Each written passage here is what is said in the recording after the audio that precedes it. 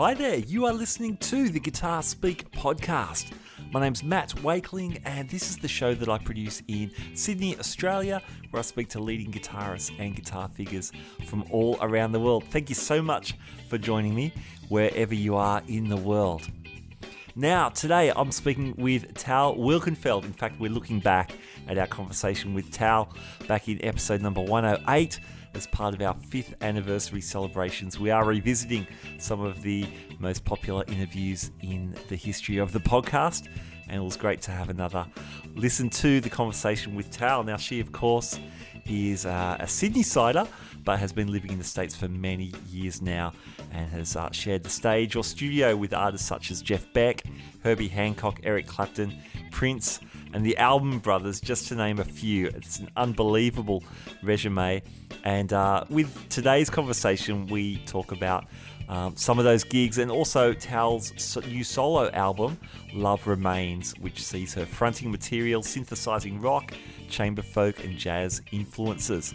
It's an incredible album. We get to listen to a few excerpts, I should say, from the album with Tal's permission, and much more. Tal is super cool, and it was great to have her on the show. Now, today's episode is brought to you by Fretboard Biology, the online guitar course put together by Joe Elliott, ex-head of guitar at the Guitar Institute of Technology in LA, and a great friend of this podcast. Here's a few words from Joe. If you're tired of wading through hundreds of random guitar videos and just want to become a better player, Fretboard Biology is your answer. Fretboard Biology is a self-paced, college-level program that will give you the right instruction, in the right amounts, and in the right order. You'll learn the same information I taught to thousands of other guitar players over 30 years of teaching in top music colleges. If you want to make real progress with your guitar playing, then sign up for a free 7-day trial at fretboardbiology.com. The links to Fretboard Biology are in the show notes. Please check them out. And now let's jump into our conversation with Tal Wilkenfeld. Hi, Tal. Hi, how's it going? Yeah, going really well. Welcome to the Guitar Speak podcast. Oh, thanks. Awesome. Now, we are from your hometown of Sydney, so it's nice to have a Sydney-sider on the phone, albeit from the other side of the world. You can make it sound like I'm right there, though, right? Just tweak a couple knobs. Yeah. It's like, that's it. Just tweaking right now, in fact. Hey, congratulations. Thanks. Congratulations on the new album. That sounds fantastic. Thanks. It must be great to have the album out in the wild after such a process. Yeah.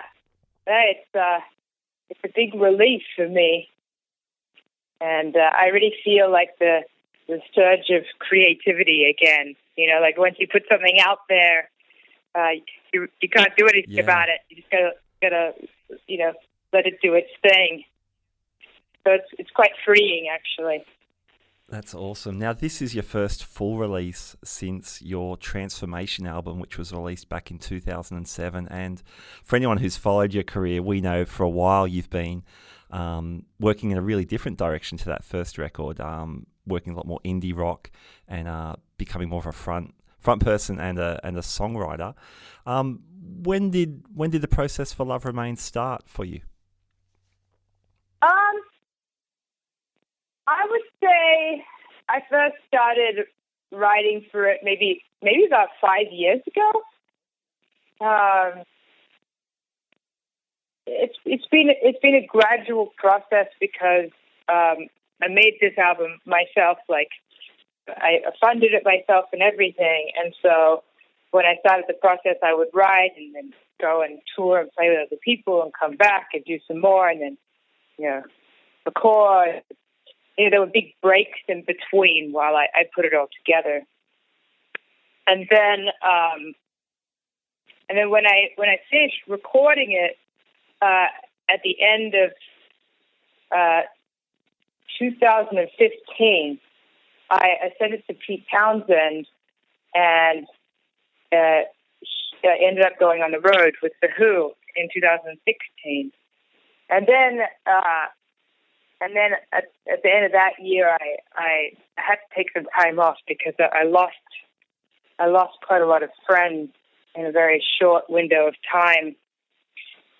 And And then once I felt like I'd recovered from that, I went back into figuring out how I was going to release this album, and it's been quite a long process as an indie artist. But now I'm supported by CMG, which is really, really nice. Thanks to Julian Lennon, who connected us. So it's really great. I feel so great about this whole thing now. But it definitely was a lot of work and a lot of ups and downs. I bet, and it's a very personal. There's some very personal chapters on the album, as well. You really put yourself out there. Can I ask, when your band opened for the Who? I guess you got to road test a lot of these songs. Did playing these songs in a live environment change the arrangements or the energy or the direction of the songs in any way? I think the songs have changed in some way from being on the road, but the album was cut before I went on the road, so you're not hearing those changes on the record. But there are live recordings on YouTube of me with the band live, and we play them. Well, it's different musicians as well, so it's just a different approach. I don't really like to tell a musician to play like some other musician. Like, I like to let musicians be their own voice. So it's more about, when I'm selecting musicians to play my music, that they have, the versatility to play various styles of music, because my music's been influenced from anything from rock to jazz to folk, and just making sure that the musicians are inspired by the various genres that I'm influenced by, and know how to improvise, but also know how to play for a song. Like, that's really important, and it's a tough combination, I found, to find. Like, a lot of the times, improvisational musicians can tend to not really enjoy playing parts, and then some musicians who play, a lot of parts might not enjoy improvising as much. It's like it takes a certain kind of musician that really enjoys doing both, and that even when they're improvising, they're still playing for the song. Sure, yeah. Well, one thing I loved about the album, there are some really long songs that really unfold over time, like Corner Painter or Hard to Be Alone or Haunted Love. And then you've got these more concise songs like, I guess, Love Remains or Fistful of Glass, where I guess for the album at least, the form is more of a straight ahead pop form. But then you've got those bigger songs that tend to unwind. So that would, I guess, absolutely require that sort of player that you're mentioning. Yeah, for sure. Tell me about the tracking. I think I've heard in another interview that you tracked a lot of the album live. Is that true? Yeah, the whole thing was pretty much a live performance. There were some small overdubs, but the bulk of it is live performance. There's some great moments in a track like Hard to Be Alone. It really feels like the band is going hard at it, especially in the solo. It's a guitar solo, I guess, but it feels like a band solo because the bass and drums are rocking. It's like a power trio at stages. That's really fun. Yeah, I think when I first moved to New York when I was a teenager, I started playing with Wayne Krantz a lot, and Wayne Krantz was one of my biggest musical influences, and I got into the habit back then of doing group improvisations. Like he was very big on like nobody is soloing, but everybody is soloing. Yeah, wow. And we're just having like a musical conversation. It's like a musical moment. Like nobody needs to, like, it's not just all about one person. And I've always kept that with me. And then when I played with Herbie Hancock and Wayne Shorter, they had a similar way of approaching solo sections where it's just like group improvisation, just like a group conversation. And so, I've spent enough time with my band now where they understand that that's what I enjoy. right? As opposed to like, let's have this backup band that plays behind this solo that has this peak that goes like this, sure. da da da. It can be very unpredictable. Like when we're live, we'll go all over the place, and that's what's so fun about it. So, yeah, that's I really enjoy that.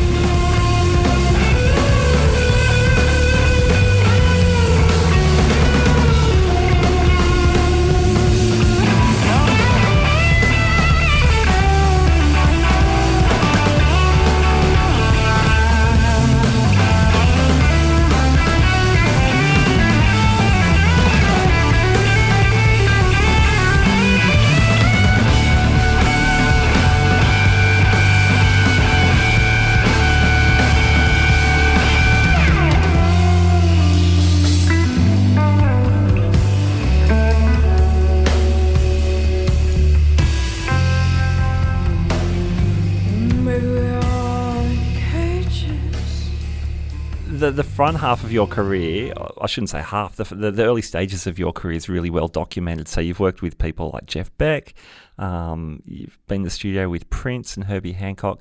What is working with people like that? What do you bring from that now that you're leading your own band? Well, I think it's the opposite. I wish I had known then what I know now about how hard it is to lead a band. Like there's so much work and it's a lot of pressure and responsibility. And I think that as a sideman back then, I took that for granted.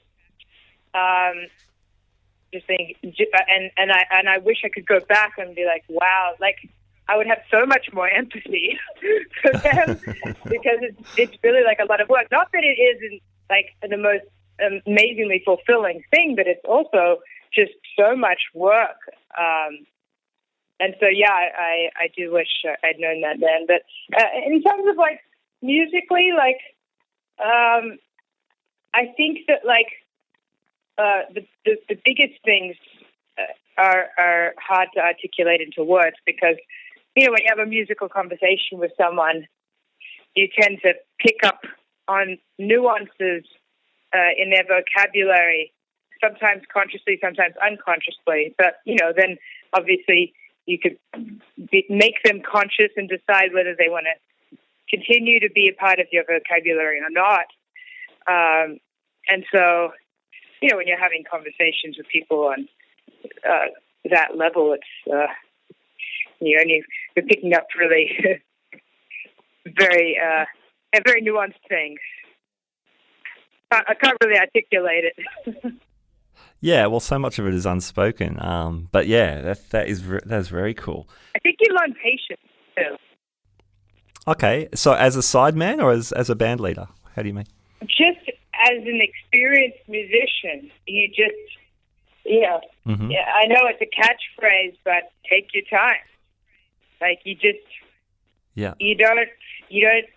feel the need to say everything all at once. Like the more you play with these seasoned players, you realize that they really knew how to be patient and just take their time and say what they need to say. All right, hope you're enjoying the conversation with Tal Wilkenfeld. We'll get back to that very shortly, but I want to say thank you to Fretboard Biology for bringing this episode to us today. Fretboard Biology is the comprehensive online guitar course put together by Joe Elliott, the ex-head of guitar at the Guitar Institute of Technology, in addition to heading up the guitar course at the McNally Smith College as well. So Joe knows his stuff. Now, full disclosure, I've known Joe for a few years and he asked me to be a beta tester for the course when he started putting it together in recent times. And I've got to say, I love the pacing and the content of the course. I'm in music education myself, so I really appreciate the academic rigor and the practical application. And when you combine those things together, I think you're onto a good thing. So please check out Fretboard Biology. The links are in the show notes. Okay, back to our conversation. Your development as a bass player, again, it's well discussed, so it seemed to be very quick. You seem to have a real affinity for music once you finally picked up a guitar and then a bass. As a singer, was your development a similar thing? Was it a similar story to get your vocal instrument into shape? I don't know that I have. I mean, I'm my own worst critic. I mean, singing is something that, like, everybody does, right? Like, everybody can open their mouths and sing. Sure. And so it's different to, like, you know, you don't just pick up a guitar and know how to, you have to sort of learn how to move your fingers, and then you can speak through a guitar. But anyone can open their mouth and sing. So it's easier to not train yourself as a vocalist, you know, whereas you can't escape it as an instrumentalist. You have to put in some work. So it's hard to compare those two. Okay. And I would say that vocally it's more about being comfortable in your own voice, because everyone has their own voice. Everyone has their own talking voice and therefore their own singing voice. And a lot of people hide their own singing voice, like they sort of overly affect it and whatnot. But if you just naturally sing, you'll have your own sound. And so it's just about, like, sort of becoming comfortable with that and knowing parameters around that. And then I think the most important thing is, like, well, what are you singing about? Like, what are you actually saying? And how do you want to say it? And that's when, like, the storytelling comes in, and lyric writing, which is something that really does take time to hone that craft. And obviously there are people that are more naturally gifted than others, but, you know, a lot of reading helps, and reading poetry, that takes time. Tal, there's some beautiful bass moments on the record. This tune, Haunted Love, has a beautiful accompaniment. It's almost guitar-like.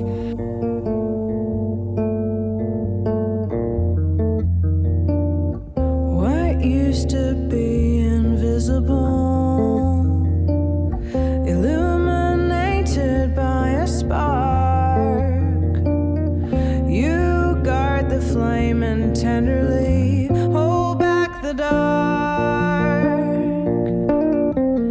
But no, you didn't know about the ghosts left inside of me. Did you, babe?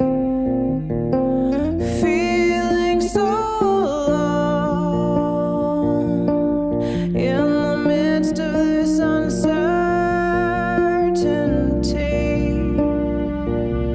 I can't help but feel guilty when you lie your head upon my chest. You feel the beating of my restless heart. I kind of was treating the bass like a classical baritone guitar or something. And it's sort of just influenced by folk music and jazz music and classical music at the same time. You know, like the form of it is influenced by classical, and that it keeps sort of like moving into new sections and changing keys and time signatures. It's not a very traditional form. Yeah. And so jazz-wise, harmonically a little bit, but folk-wise, just in that, like some of my favorite, like, folk or blues songs, you know, they'll add, like, a beat or take away a beat, like, if that's what the story or the melody needs. You know, like they always joke about, like, Lightning Hopkins playing the 12.5-bar blues, because it's just like, well, whatever the story guides you. And so I like to use that mentality in general with all my songwriting, but it's quite evident in that song because it's just moving all over the place. Very cool. Well, Tal, I need to let you go, but thank you so much. It's been great to hear the album. It's on high rotation, and it's great to talk to you about it as well. All right, thank you. All right, all the best. See ya. See you in Sydney soon. All right, there you go. Tal Wilkenfeld, an absolutely brilliant musician at the top of her game and a super cool person, and I loved having her on the Guitar Speak podcast. My thanks to Fretboard Biology for sponsoring today's episode. Please check out the Fretboard Biology links in the show notes. Alright, hope you enjoyed today's episode. If you want more Guitar Speak podcast, make sure you subscribe. It is free of charge to hit that subscribe or follow button on Apple Podcasts, Spotify, Google Podcasts, iHeart Radio, pretty much any podcaster, we are there. So hit subscribe and you'll get every episode free of charge delivered to your device for your listening pleasure. Alright, that's about it for me. My name's Matt Wakeling. You've been listening to the Guitar Speak podcast, and in the words of legendary German rocker Michael Schenker, keep rocking, keep on rocking. Keep on rocking indeed. I'll catch you next time. Bye now.